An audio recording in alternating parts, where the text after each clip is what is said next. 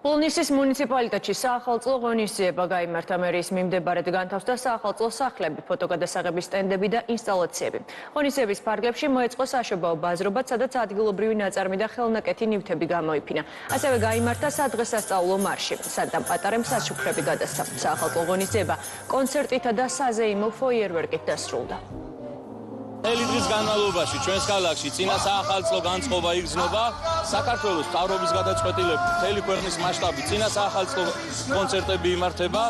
მინდა ვისარგებლო შემთხვევით და მათ დღევანდელი დღისთვის მადლობა გადავუხადო და ასევე მინდა გადავუხადო მადლობა დღევანდელი კონცერტის მონაწილეებს და ორგანიზატორებს. მინდა მოგილოცოთ დამდეგი შობა ახალი წელი 2025 წელი ყოფილიყო ჩვენი ქვეყნისთვის და ჩვენი მუნიციპალიტეტის ყოველივე საუკეთესოს მომტანი წინსვლის წარმატების ხვავის და ბარაკის. დღეს შევიკრიბე ჩემს მეგობრებთან ერთად, რომ გავიზიაროთ დღევანდელი დღესასწაული საახალწლო განწყობა.